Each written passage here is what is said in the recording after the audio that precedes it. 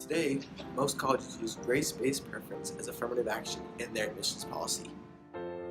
Proponents of affirmative action argue that because minorities have been discriminated against in the past, colleges should give them a leg up in admissions to give them equal opportunity.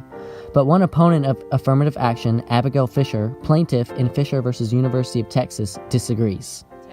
Whether you're a male or female or white or black, it shouldn't matter. It should come down to, your grades and your activities and whether or not you deserve to get in. And it should be based on merit, and it shouldn't be based on any other external factors.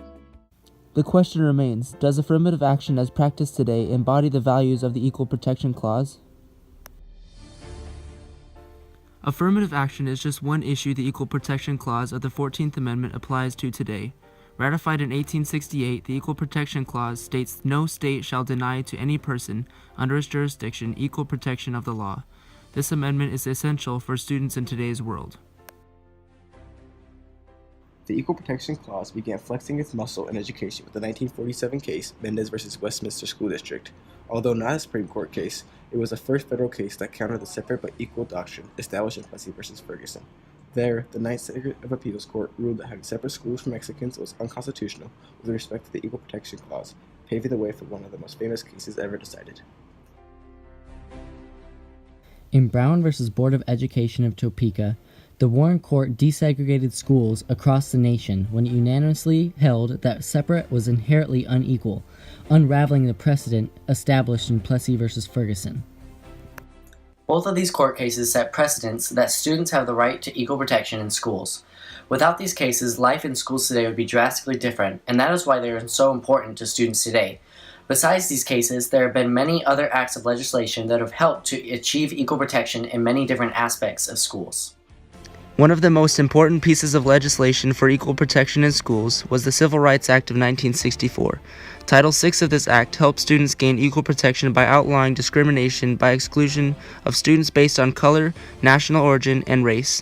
In 1972, Title IX of the Civil Rights Act was passed, which outlawed exclusion of students based on sex. Other pieces of legislation helped make sure there was equal opportunities for students with disabilities. For example, the Rehabilitation Act of 1973 made sure there was no exclusion of students because of their disabilities. Then the Individuals with Disabilities Act of 1990 gave students with disabilities additional educational opportunities. Each of these acts made sure that there was equal protection in schools, but there are some issues with equal protection that don't have as clear-cut solutions like these other cases. As aforementioned, affirmative action is one of these issues today that is widely debated.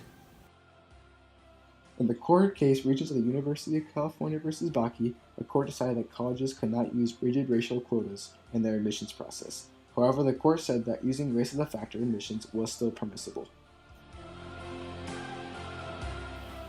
The affirmative action debate continued through the years until two cases came about, Gratz v. Bollinger and Grutter v. Bollinger.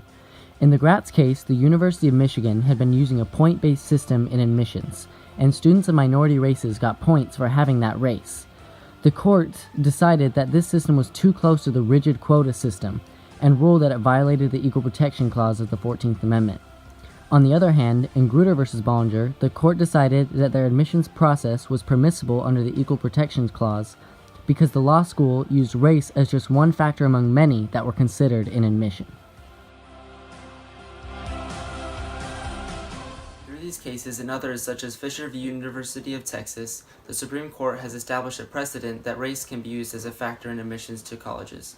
Despite this, debate remains between the two different sides of affirmative action. Is affirmative action still necessary today? Should affirmative action policies eventually be removed once minorities are on equal ground with other races? All of these questions will eventually be given to the courts to give us the answers. Equal protection in schools has been furthered greatly, but some questions still remain. Do transgenders have the right to use the bathroom of the gender they identify with? Is it against the Equal Protection Clause for schools to say they can't? Students in the future need to stand and make their voices heard for what they believe in, so students of the future will have a true equal protection in schools.